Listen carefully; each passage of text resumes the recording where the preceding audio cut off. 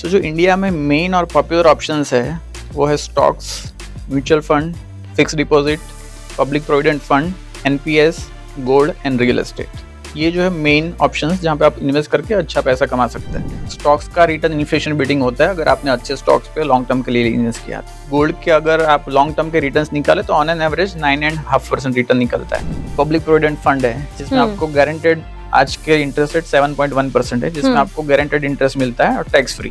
C money is important because from birth to death everything has a cost, and that's what we say, that money cannot buy you happiness. Money cannot buy you happiness directly, but money can buy you things which give you happiness. नमस्कार and welcome to let's talk podcast. पैसे तो सबके पास होते हैं, लेकिन कोई उसे बचाता है, कोई उससे उड़ाता है, कोई उससे इन्वेस्ट करता है। तो हमें हमारे पास जो भी पैसे आते हैं उसका क्या करना चाहिए? सही इस्तेमाल। और सही इस्तेमाल हमें करना कौन सिखाएगा? एक फाइनेंशियल एडवाइजर, एक फाइनेंशियल एक्सपर्ट, एक फाइनेंशियल लिटरेसी कोच। तो आज मैं एक ऐसे ही एक्सपर्ट्स को लेकर आई हूँ जो हमें बताएंगे कि हमें हमारे फाइनेंस को कैसे मैनेज करना है। Let's welcome Abhishek ji, who is the founder and owner of Aarav investments, और जो हमें सिखाएंगे कि हमें हमारे पैसे का सही इस्तेमाल, सही सेविंग, सही इन्वेस्टमेंट कैसे करना है। Abhishek, welcome to the show. Thank you so much, Nishita. First of all, I want to congratulate for such a success of your podcast, and thank you for having me. Okay, so अभिषेक, सबसे पहले why money is important? मैं यही सवाल आपसे पूछना चाहूँगी। Being a financial advisor, being a financial literacy coach, why money is so important? See, money is important because from birth to death, everything has a cost. And that's what we say, that money cannot buy you happiness. Money cannot buy you happiness directly, but money can buy you things which give you happiness. So, Right. money is important. But then do rich people need to bother? Yes, absolutely. मैं आपको अगर example दूँ तो एक time था जब Mukesh Ambani and Anil Ambani were in the top of India's richest list. अगर आप आज देखो तो Mukesh Ambani is still there and Anil Ambani is nowhere.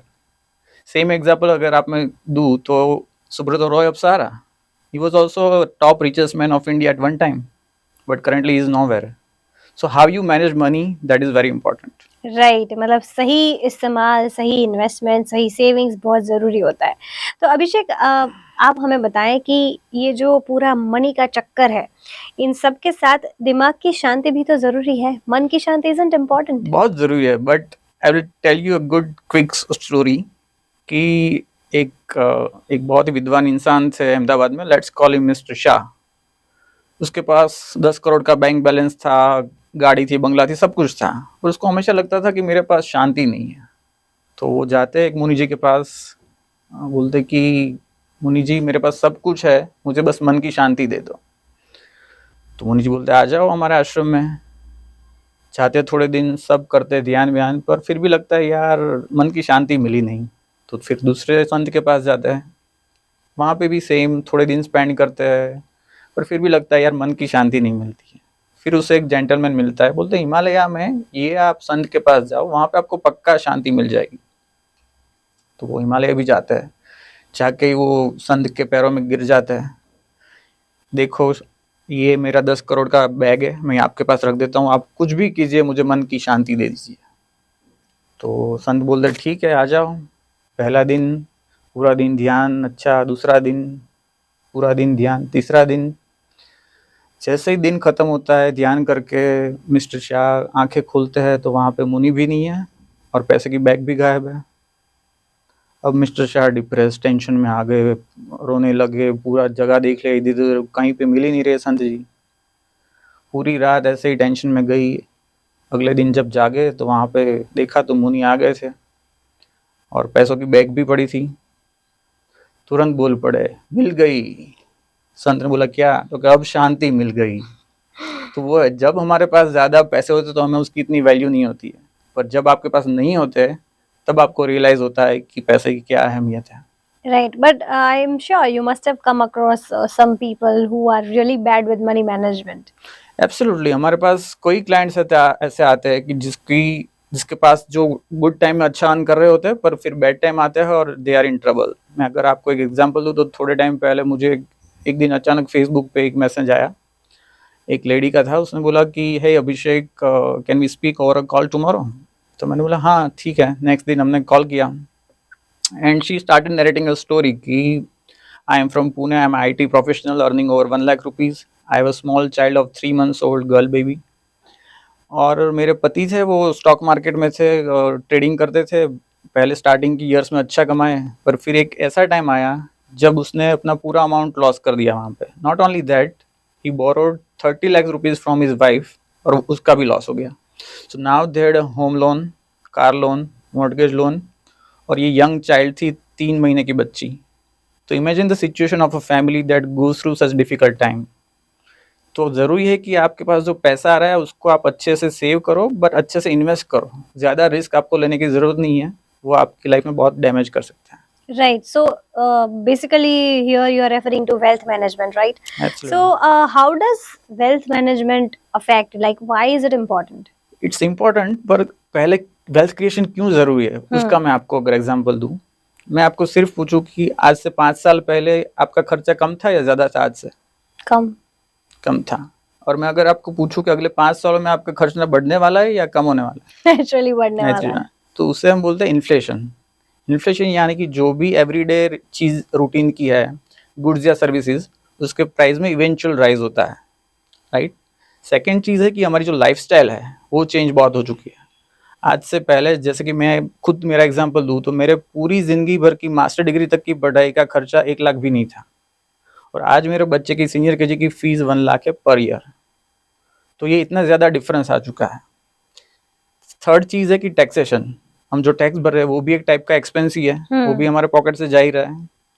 Fourth चीज़ जो इंडिया में इन्फ्लेशन क्रिएट कर रहा है वो है रिस्पॉन्सिबिलिटी। आज अगर मैं सिंगल हूँ, 22 साल का हूँ, जॉब कर रहा हूँ, तो सिर्फ मेरे अकेले का खर्चा है। कल जाके शादी होगी, डबल एक्सपेंस होने वाला है। बच्चे हुए 1-2 बच्चे, उसका भी रिस्पॉन्सिबिलिटी वो भी अलग होने वाला है। तो आज जो मेरे बच्चे का खर्चा है वो मेरे से ज़्यादा है। तो इंडिया में इन्फ्लेशन बढ़ना है, और इंडिया में इन्फ्लेशन ऑन एन एवरेज 6% से बढ़ रहा है। तो अगर आप अपने पैसे सेविंग्स अकाउंट में रख रहे हो, मैं आपको अगर एग्जैक्ट फिगर दूँ तो SBI में सेविंग्स अकाउंट का में जो आपको इंटरेस्ट मिलता है वो है 2.75%। और इंडिया में इन्फ्लेशन ऑन एन एवरेज आखिरी 20 सालों का है, वो अराउंड 6% से बढ़ रहा है। तो अगर आपने वो पैसे सिर्फ सेविंग्स अकाउंट में रख दिए तो वो इन्वेस्टमेंट नहीं है, वो आपकी सेविंग्स है, आपका पैसा एक्चुअली कम होने वाला है। अगर एक और एग्जांपल दूं, सपोज आपके पास 1 लाख रुपये है, आपने वो कपबोर्ड में रख दिए, राइट। तो अगले साल भले वो 1 लाख ही रहेंगे, पर उसकी वैल्यू 94,000 इसलिए हो जाएगी क्योंकि इन्फ्लेशन 6% बढ़ चुका है, राइट। और अगर आपने उसको FD में इन्वेस्ट किया जिसमें आपको 6 and 6.5% रिटर्न मिल रहा है, तो आपका 1 लाख का 1,06,000 नहीं हो जाएगा, और इन्फ्लेशन भी 6% बढ़ेगा। तो आपने वो पैसा कमाया नहीं है, पर सिर्फ सेव किया, बचाया है, राइट। और अगर आप उसको किसी ऐसे एसेट में इन्वेस्ट करते हो जहाँ पे आपको 10 या 12% रिटर्न मिले, तो ही आपने वो पैसा ग्रो किया है, यानी कि आप कमाए हो। तो बचत और इन्वेस्टमेंट में यही डिफरेंस है कि आपको ज़रूरी है कि आपके जो भी गोल्स लॉन्गर टर्म्स है, राइट, उसके लिए आप उसको इन्वेस्ट करो, सिर्फ बचाओ मत। बचाने से वो आप कमा नहीं पाओगे, राइट। सो अब वेल्थ क्रिएशन की आपने बात की, बहुत ही इम्पोर्टेंट बात की आपने कि आपको इन्वेस्ट करना है। So how one should invest and what are like, ये इन्फ्लेशन जो है वो तो थोड़ा स्कैरी लग रहा है, but let's come to the solution. How can we solve our matters, like ये जो खर्चे हैं हम कैसे अपने आप उठा सकते हैं अभी जो पैसे कमा रहे हैं उससे। सो जो इंडिया में मेन और पॉपुलर ऑप्शंस है वो है stocks, mutual fund, fix deposit, public provident fund, NPS, gold and real estate. ये जो है मेन ऑप्शंस जहाँ पे आप इन्वेस्ट करके अच्छा पैसा कमा सकते हैं, राइट। तो ये तो मुझे कुछ समझ नहीं आया, आपको एक के बाद एक एक्सप्लेन करना पड़ेगा। सबसे पहले अगर आप गोल्ड की बात करें, so how can we invest? Gold has been a very good option traditionally. हमको पता है कि हमारे जो दादाजी थे उस टाइम के ज़माने में मेनली लोग गोल्ड में इन्वेस्ट करते हैं, और गोल्ड ने लॉन्ग टर्म में अच्छा भी इन्वेस्टमेंट ऑप्शन दिया है, राइट। गोल्ड के अगर आप लॉन्ग टर्म के रिटर्न्स निकाले तो ऑन एन एवरेज 9.5% रिटर्न निकलता है। But gold is not easy to sell. आप यूजुअली देखते हो जो लोग गोल्ड लेते होंगे वो कोई भी रीजन पे सेल नहीं करते होंगे, अनलेस की बहुत ही स्ट्रिक्ट सिचुएशन आ जाए। तो गोल्ड की ये एक खासियत है, राइट। और गोल्ड बॉन्ड्स के बारे में बात करें तो गोल्ड बॉन्ड्स बहुत ही अच्छा ऑप्शन है, सबसे कम कॉस्ट वाला ऑप्शन है। पहले के टाइम था कि जो लोग फिजिकल गोल्ड ही करते थे, पर अगर आपका ऑप्शन है सिर्फ उसको इन्वेस्टमेंट करके एज अ रिटर्न कमाना, तो गोल्ड बॉन्ड बहुत अच्छा ऑप्शन है, जिसमें 7 years का लॉक इन होता है। आप उसको हर साल आपको उस पर 2.5% इंटरेस्ट भी मिलता है, और जो मार्केट प्राइस गोल्ड की उसके हिसाब से भी आपको रिटर्न मिलता है। ओके, अब हम बात करें अगर स्टॉक्स के बारे में, तो स्टॉक्स का क्या सीन है, उसमें हम कैसे इन्वेस्ट कर सकते हैं, उसका रिस्क क्या है, उसमें रिटर्न्स क्या है? देखो, इंडिया में thousands of stocks are listed, right. पूरी गेम वही है कि आप कौन सा स्टॉक लेते हो, कौन से प्राइस पे लेते हो, कौन से प्राइस पे बेचते हो। वो जजमेंट लेना बहुत डिफिकल्ट है। स्टॉक्स का रिटर्न इन्फ्लेशन बीटिंग होता है अगर आपने अच्छे स्टॉक्स पे लॉन्ग टर्म के लिए इन्वेस्ट किया तो। रिस्क ऑब्वियसली मार्केट बेस है, अगर आप शॉर्ट टर्म में कर रहे हो तो मार्केट के डाउन होने के साथ स्टॉक्स भी डाउन जा सकते हैं, तो आपकी रिस्क कैपेसिटी होनी चाहिए स्टॉक्स में इन्वेस्ट करने के लिए। राइट, और म्यूचुअल फंड्स के बारे में आप क्या कहेंगे? म्यूचुअल फंड आजकल बहुत ही पॉपुलर हुआ है, राइट, क्योंकि म्यूचुअल फंड में एक फंड मैनेजर होता है जो एक्सपर्ट होता है कि उसको कौन से स्टॉक पे लेना है, कौन से प्राइस पे बेचना है, राइट। तो एक ऊपर से सेक्टर डाइवर्सिफिकेशन होता है, जैसे कि म्यूचुअल फंड होता है वो कोई एक पर्टिकुलर स्टॉक्स में नहीं करते, और एक म्यूचुअल फंड 40 या 50 अलग अलग स्टॉक्स में इन्वेस्ट करते हैं।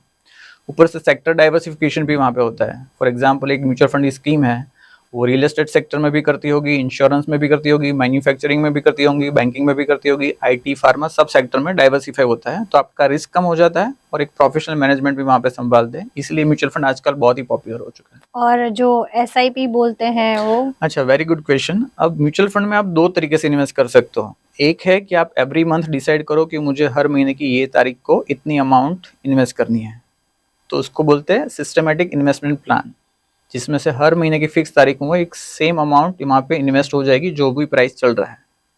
दूसरा ऑप्शन है लमसम, जैसे कि जॉब वाले सैलरीड लोग होते हैं तो वो हर मंथ इन्वेस्ट करते हैं अपनी सैलरी में से। जो बिजनेस वाले लोग हैं जिसकी फिक्स इनकम हर महीने नहीं है, वो लोग एक साथ लमसम भी इन्वेस्ट कर सकते हैं। लमसम यानी जो भी उसकी अमाउंट आई है, वो चाहते हैं कि भाई हमें ये महीने जनवरी में इन्वेस्ट करना है तो कर सकते हैं, फिर फरवरी, मार्च, अप्रैल ना करे तो भी चल जाए, तो उसको लमसम इन्वेस्टमेंट बोलते हैं। तो either you can invest SIP वे और यू कैन इन्वेस्ट लमसम वे, वो डिपेंड्स अपॉन आपका कैश फ्लो कैसा है। राइट, अब जो रियल एस्टेट मार्केट है वो भी कुछ ज्यादा रिटर्न्स देता है, ऐसा आजकल सुनने में आया है, क्या वो सही है, और उसमें रिस्क क्या है, रिटर्न क्या है? Real estate is also very good option, provided कि आप सही टाइम पे सही जगह पे इन्वेस्ट करते हो। फॉर एग्जाम्पल, अगर अहमदाबाद की बात करूँ तो यहाँ पे कि ऐसा एरियाज है जहाँ पे हम जानते हैं कि सिंधु भवन है, या वैष्णो देवी साइड है, या गिफ्ट सिटी है, जहाँ पे बहुत ही प्राइस अप्रिशिएशन हुआ है। और फिर कई सारे ऐसे एरियाज है भी जहाँ पे स्टेबल मार्केट सेचुरेटेड हो चुका है। तो आप कौन से टाइम पे कहाँ पे इन्वेस्ट करते हो वो बहुत इंपॉर्टेंट है, सब जगह पे आपको इक्वल नहीं मिलेगा। दूसरा भी एग्जाम्पल है कि सेम फ्लैट में अगर आप बाई कर रहे हो तो आपको भी अलग प्राइस पे मिल सकता है, दूसरे बायर को भी अलग प्राइस पे वो मिल सकता है। तो वो जो ट्रांसपेरेंसी होती है फाइनेंशियल इन्वेस्टमेंट में, वो वहाँ पे नहीं रहती है। थर्ड चीज, लिक्विडिटी रिस्क, मतलब कि जब भी आपको बेचना हो तो जरूरी नहीं कि आप ऑन द स्पॉट उसे बेच पाओ, it can take 2-3 months, right. For example, मैं अभी एक मेरे एक नॉन पर्सन का, उसको सडनली सिचुएशन ऐसी आई कि उसको US में शिफ्ट होना पड़ रहा है, तो 2 महीने से दे आर ट्राइंग कि वो अपना घर है बेच दे, पर जो प्राइस वो चाहते थे वो उसको मिला नहीं, और फिर उसको 10% डिस्काउंट में सेल करके जाना पड़ा। तो रियल एस्टेट में ये लिक्विडिटी रिस्क हमेशा रहता है कि अगर आपको इमीडिएटली सेल करना है तो वो आपको शायद अपने मनचाहित भाव मिले या ना मिले। राइट, तो ये सारे इन्वेस्टमेंट हमारे ऑप्शंस है, या फिर और कोई रह गया है जो आप बताना चाहें? और ये जैसे बताया, पब्लिक प्रोविडेंट फंड है जिसमें आपको गारंटेड, आज के इंटरेस्ट रेट 7.1% है, जिसमें आपको गारंटेड इंटरेस्ट मिलता है और टैक्स फ्री। पर वो इन्फ्लेशन बीट मार्जिनली नहीं कर पाता है, क्योंकि उसका बहुत सालों से गवर्नमेंट ने 7.1% करके ही रखा है। तो आप वो पैसे बचा पाओगे पर वो आपको मीनिंगफुल ग्रोथ नहीं देगा। फिर जैसे फिक्स डिपॉजिट है, तो फिक्स डिपॉजिट में क्या होता है कि आपको गारंटेड रिटर्न मिलता है, पर बहुत ज़्यादा लोगों को ये अवेयरनेस नहीं है कि फिक्स डिपॉजिट में आप बड़ी बैंक में जाओगे, जैसे कि SBI है या HDFC बैंक है, वहाँ पे आपको अराउंड 7% के आसपास ही आपको इंटरेस्ट मिलता है। बट आपको जो ज़्यादा इंटरेस्ट चाहिए तो 2 ऑप्शन है, एक है कॉर्पोरेट फिक्स डिपॉजिट, जैसे कि बजाज फाइनेंस है, श्रीराम फाइनेंस, वहाँ पे आपको बड़ी बैंकों से भी ज़्यादा इंटरेस्ट मिलेगा। राइट। सेकेंड ऑप्शन है go for small finance bank. India में बहुत सारी ऐसी छोटी बैंक्स है जो आपको बड़ी बैंकों से 1-1.5% ज़्यादा इंटरेस्ट दें। और छोटी बैंकों में ये भी बेनिफिट है, बड़ी बैंकों में भी है, कि आपको एटलीस्ट 5 लाख तक का आपका जो FD है वो RBI द्वारा इंश्योरेंस है, यानी कि अगर बैंक बंद भी हो जाए तो आपको 5 लाख रुपए तो आपको वापस मिलेंगे ही मिलेंगे। तो वो सेफ्टी भी है और बड़ी बैंकों से ज्यादा इंटरेस्ट भी है। राइट तो अगर आपको एफडी करनी है तो आप you go for either corporate fix deposit और स्मॉल फाइनेंस बैंक। राइट। अब जैसे लाइफ इंश्योरेंस की बात निकली है तो उसके बारे में भी मैं आपसे पूछना चाहूंगी कि लाइफ इंश्योरेंस लेना ज़रूरी है, लेना चाहिए, और आइडियल टर्म कवर क्या होना चाहिए? बहुत ही अच्छा क्वेश्चन है। देखो, वेल्थ क्रिएशन वो सब सही है, पर लाइफ इंश्योरेंस का मतलब है कि अगर आपको कुछ हो जाता है, राइट, तो आपकी फैमिली को पूरे लाइफ टाइम जब निकाले, आपका बच्चे का जो बड़ा हो जाके कमाना स्टार्ट कर दे, तब तक की एक बड़ी अमाउंट चाहिए होगी, राइट, और तब तक आपका पोर्टफोलियो इतना बड़ा हो नहीं गया होगा कि वो पूरी जिंदगी का खर्चा संभाले। तो लाइफ इंश्योरेंस का वही पर्पज है कि जिसमें आप डिसाइड करते हो कि भाई मुझे सपोज 1 करोड़ का लाइफ इंश्योरेंस चाहिए, तो मैं हर महीने या हर ईयरली एक फिक्स अमाउंट आपको ऐड करनी होती है, राइट। उसके ऊपर से आपको एक इतना बड़ा कवर मिल जाता है। उसकी टर्म भी आप डिसाइड कर सकते हो कि आपको 10 साल तक पे करना है या 20 साल तक, डिपेंड्स कि आपका प्रीमियम कितना होगा, वो टर्म पे डिपेंड करता है। तो अगर इस केस में अगर आपको कुछ होता है तो आपके नॉमिनीज है, आपके बच्चे है या आपकी वाइफ है, उसको एक बड़ी अमाउंट एक साथ लमसम में भी मिल सकती है, या फिर हर महीने जैसे कि 50,000 या 67 जो भी आपका खर्चा है उस हिसाब से डिवाइड करके भी मिल सकती है। तो लाइफ इंश्योरेंस होना बहुत ही ज़रूरी है क्योंकि वो आपकी लाइफ इंश्योर करेगा। राइट। और मेडिक्लेम वो लाइफ इंश्योरेंस से थोड़ा सा डिफरेंट है। यस, ये दोनों इंश्योरेंस बहुत ही ज़रूरी है और दोनों डिफरेंट भी है। जैसे कि लाइफ इंश्योरेंस में अगर किसी का डेथ हो जाता है तो ही वो अमाउंट मिलता है, जबकि मेडिक्लेम का पर्पज़ है अगर आपका एक्सीडेंट हो गया या अगर आपका कोई ऐसा बड़ा डिसीज हो गया जिसमें आपको हॉस्पिटलाइज होने की ज़रूरत है, तो उसके लिए मेडिक्लेम है। पर मेडिक्लेम ये साथ में इसलिए लेना ज़रूरी है कि अगर सपोज जैसे कि लोग बड़े होते हैं तब उसको बहुत, आप लोगों को पता होगा कि कैटरेक्ट का ऑपरेशन आता है जो बड़ी उम्र में यूजुअली सब लोगों को आ ही जाता है, तो मेडिक्लेम उसकी कॉस्ट कवर करता है। सेकंड आता है जो बड़े सीनियर सिटीजन होता है 60+, उसको नी ट्रांसप्लांट की जरूरत पड़ती है, तो आपका मेडिक्लेम है वो भी कवर करेगा। तो मेडिक्लेम इसलिए लेना बहुत जरूरी है कि वो आपकी कॉस्ट कवर कर दे, ऊपर से वो एक टैक्स बेनिफिट भी है मेडिक्लेम और लाइफ इंश्योरेंस दोनों के अलग अलग सेक्शन में, तो आपको टैक्स में भी वो बेनिफिट देगा। राइट। अब जो मेडिक्लेम की आपने बात की और जो लाइफ इंश्योरेंस की बात की, वैसे ही ट्रैवल इंश्योरेंस भी आते हैं, क्या वो लेने चाहिए, वो जरूरी है? ट्रैवल इंश्योरेंस आपको लेना ही चाहिए। ट्रैवल इंश्योरेंस का पर्पस है कि अगर आप इंडिया के बाहर कहीं पे घूमने जाते हो, या सपोज बहुत लोग इंडिया में ऐसा है जो एनआरआई जो 6-6 महीने के लिए जाते हैं, तो उसके लिए ट्रैवल इंश्योरेंस लेना बहुत ज़रूरी है। उसकी कॉस्ट बहुत मामूली होती है, पर आपका सपोज कोई ट्रैवल डिले हुआ या बैग स्टोलन हो गया या फ्लाइट डिले हुआ, तो ये सब केस में ट्रैवल इंश्योरेंस आपको बेनिफिट दे सकता है। Right, so it is a good investment. It is a good investment. Right.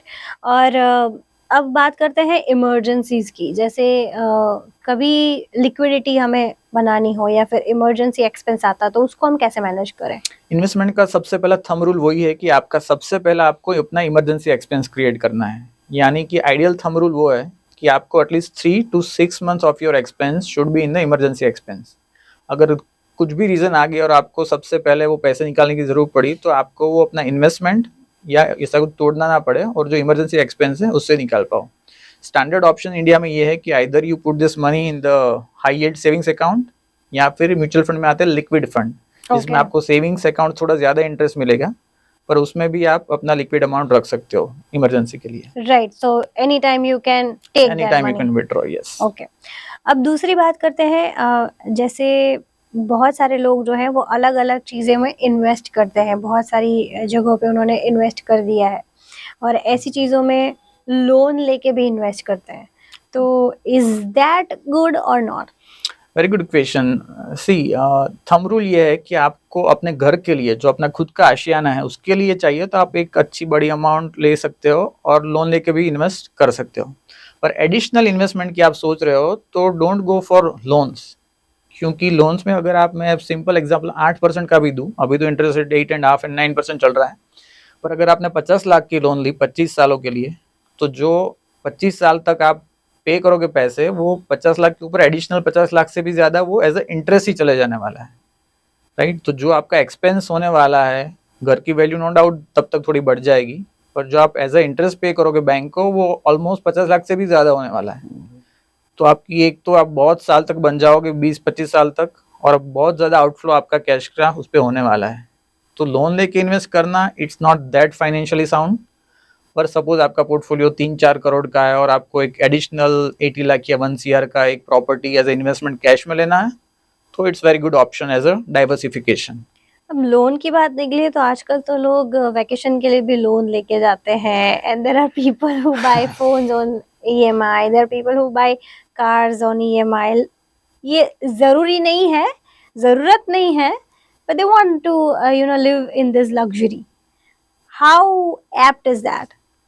सी इन अ वे, मैं ज़्यादा ये बिजनेस न्यूज़ पढ़ रहा हूँ, India is going towards America way. लोगों को जल्दी कुछ रिटर्न्स चाहिए, लोगों को जल्दी शो ऑफ करना है। ये जो स्मार्टफोन और फेसबुक आ गया ना, यहाँ पे एक क्रेज मचा हुआ कि सबको हम इम्प्रेस करें। और कैसे इम्प्रेस करोगे? Usually with some wealth, some car, some foreign vacations, right? And all are part of it. I am not saying it's right और wrong, but this is the trend currently.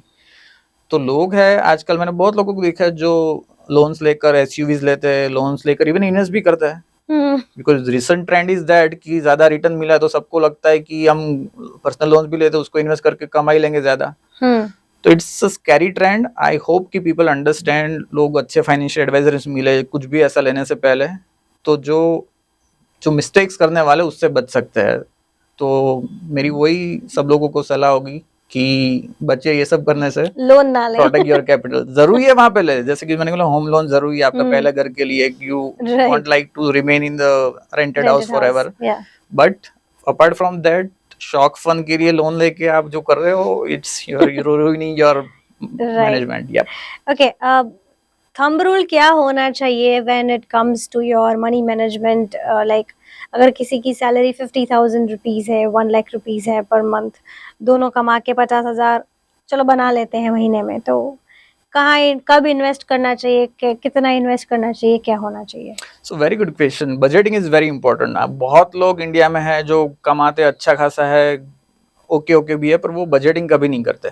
आपने देखो कि बहुत अच्छी कंपनीज वो हमेशा अपने बजटिंग प्लान करती है कि हम इतना एक्सपेंस यहाँ पे करने वाले हैं। Individuals, families usually don't spend time on that. तो पहली रूल है 50-30-20। अगर आप सब जो 100 रुपीज़ आ रहे हैं उसमें से आप 50 रुपीज़ अपने हैं वो अपनी नीड्स के लिए करो।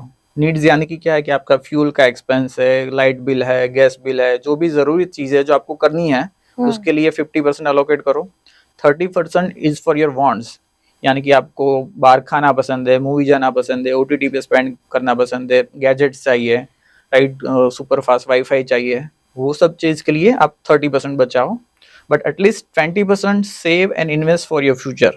वो स्ट्रांगली रिकमेंडेड है। अगर आप वो नहीं करोगे तो आपको फ्यूचर में दिक्कत होने वाली है।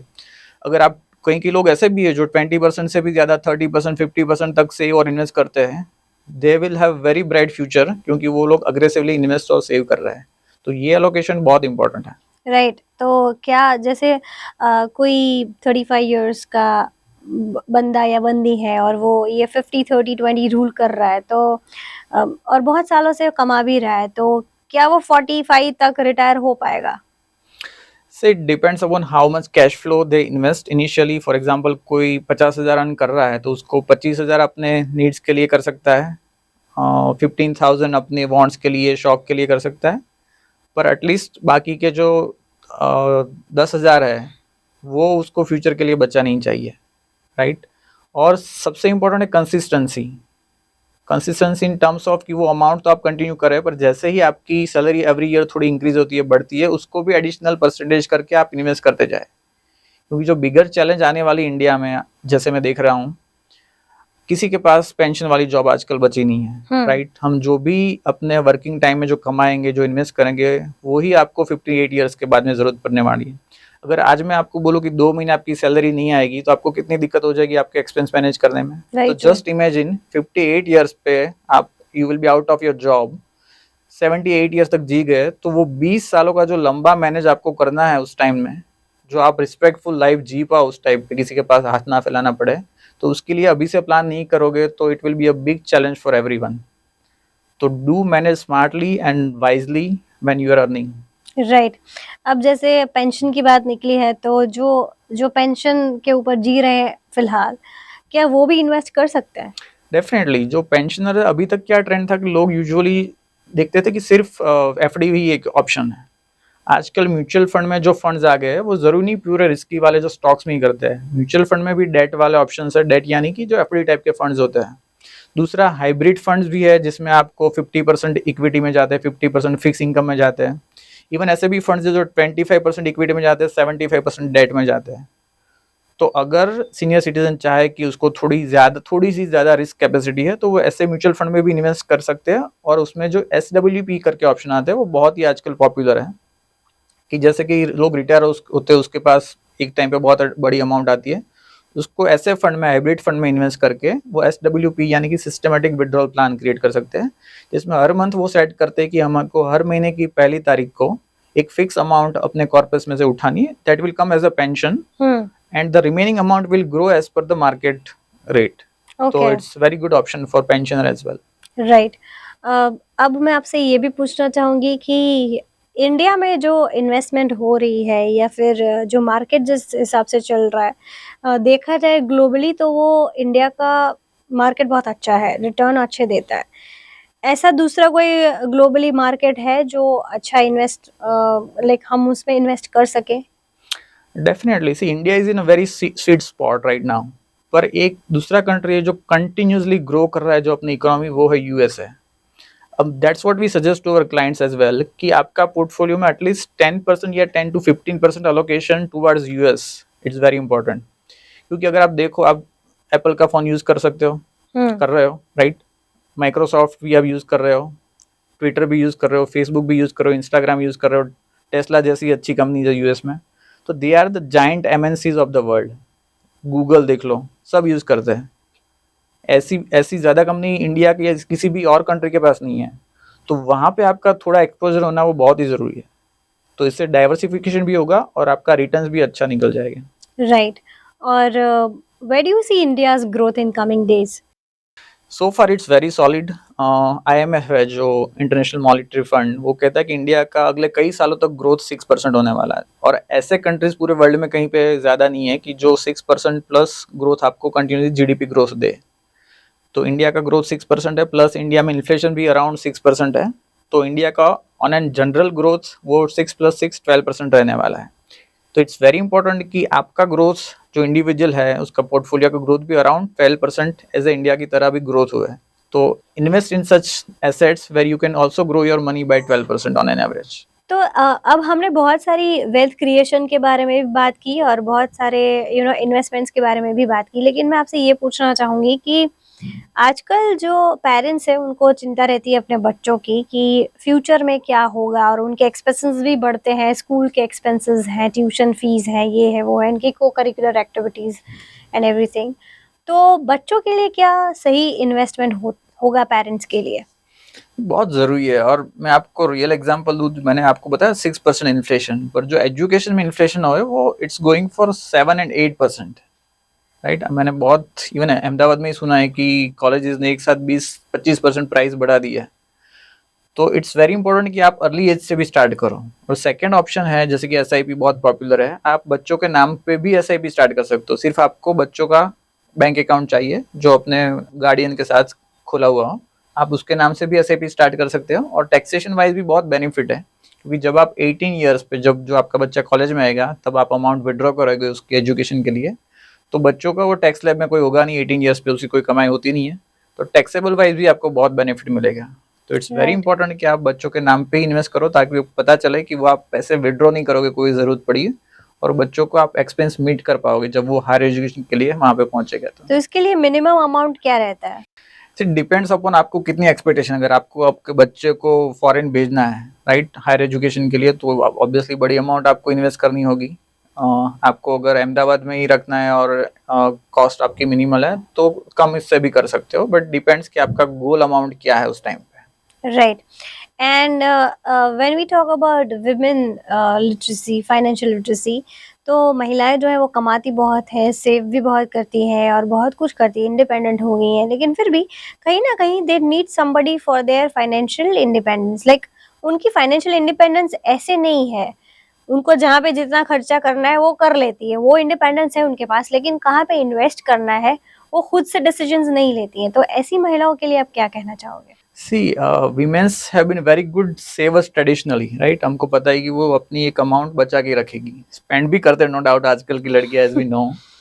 पर इट्स वेरी इंपॉर्टेंट कि वो टेक इन चार्ज, राइट। अभी मैंने देखा कि हमारे, आई एम लकी टू से कि हमारे 50% क्लाइंट्स आर वीमेंस, तो बहुत ही नाउ दे आर पार्टिसिपेटिंग, और ज़रूरी है कि हम उसको डिटेल में गाइडेंस देते हैं। Obviously they will take support from their husband, पर ये जो वीमेंस है हमारे क्लाइंट्स, हम उसको भी क्लियरली समझाते हैं कि आप कहाँ पे इन्वेस्ट कर सकते हो, आपका गोल क्या है, इस हिसाब से आपको इन्वेस्ट करना चाहिए। तो वो बहुत ज़रूरी है। और हम ऐसे ही, हम भी सेशंस करते हैं कहीं पे भी, ऐसे वीमेंस ग्रुप हो या जहाँ पे जिसको ज़रूरत हो कि फाइनेंशियल लिटरेसी के बारे में सीखना है, दैट्स वेयर वी कम इन। और हम उसको लेक्चर दे के या जूम कॉल से भी गाइड करते हैं कि जितने ये फाइनेंशियल लिटरेसी की अवेयरनेस बढ़ेगी, वो वीमेंस के लिए भी अच्छा है और नेक्स्ट जनरेशन के लिए भी अच्छा है। Right. And last question to you कि बहुत सारे व्यूवर्स हमें देख रहे हैं, तो आप उन्हें क्या मैसेज देना चाहेंगे? जैसे मैंने बताया कि वॉरेन बफेट एक बहुत ही सक्सेसफुल इन्वेस्टर है, तो उसका एक बहुत ही इंपॉर्टेंट कोट है कि do not save what is left after spending, but spend what is left after saving. यानी कि आप जो भी पैसा पहले आ रहा है उसको सेव और इन्वेस्ट करो रादर देन स्पेंडिंग, और बाकी के जो सेविंग करने के बाद जो बचते हैं उसको स्पेंड करो। अगर ये आप कंटिन्यूस रखोगे तो आपका पोर्टफोलियो बहुत ही अच्छा हो जाएगा थोड़े सालों में। राइट। और किसी का बहुत ही खराब सा पोर्टफोलियो है, किसी का खराब सा मैनेजमेंट है, उसको सही करने में कितना वक्त लगता है? डिपेंड्स करता है कि उसका कैश फ्लो कितना है, वो कितने डेट में फंसे हुए हैं। पर किसी को भी अपने पोर्टफोलियो या अपनी फाइनेंस स्ट्रांग नहीं है, तो obviously they can get in touch with us और एनी फाइनेंशियल एडवाइजर जो आपको अच्छे से ध्यान में, क्योंकि फाइनेंशियल एडवाइजर का वही होता है कि उन लोगों ने अच्छे से सभी इन्वेस्टमेंट ऑप्शन स्टडी किए होते हैं, इंश्योरेंस टाइप का पूरा ज्ञान होता है, तो आपको डिटेल में आपका पोर्टफोलियो प्लान करके देंगे, तो जो आपको बहुत ही हेल्प होगा था। Whether you are residing in India और NRI anywhere, financial advisor can help you grow your wealth. Right. तो थोड़े से लाइक 1 साल 2 1.5 साल में उनका अच्छा पोर्टफोलियो बन यस, सकता इट है। Can be sorted if you follow discipline, right. अगर आजकल की, जैसे मैंने बताया कि जनरेशन है वो they just want to spend anywhere like going American way, that is not required. But if you follow discipline और कंसिस्टेंसी, जैसे कि सचिन और विराट कोहली क्यों है, because they are consistent, right. तो आप इन्वेस्टमेंट में भी कंसिस्टेंसी रखोगे और बुरे टाइम पे हिल नहीं जाओगे, तो आपका पोर्टफोलियो अच्छा ही ग्रो होने वाला है। Thank you so much Abhishek, it was pleasure having you on this show. बहुत मज़ा आया और बहुत सारी चीज़ें पता चली है, कहाँ इन्वेस्ट करना है, कहाँ कहाँ स्पेंड नहीं करना है। सो दैट वाज अभिषेक, हमारे आज के गेस्ट लेट्स टॉक पॉडकास्ट में, जिन्होंने हमें बताया कि पैसा कहाँ आपको इन्वेस्ट करना है, कहाँ स्पेंड नहीं करना है और कैसे उसका सही इस्तेमाल करके उसी को ग्रो करना है। So that was today's episode. अगले एपिसोड में ऐसे ही एक इंफॉर्मेटिव सेशन करेंगे दूसरे गेस्ट के साथ। तब तक के लिए आप जुड़े रहिए हमारे साथ। हमारे चैनल को लाइक कीजिए, सब्सक्राइब कीजिए, शेयर कीजिए। And thank you for watching furniture courtesy Teroni Furniture Private Limited. Thank you.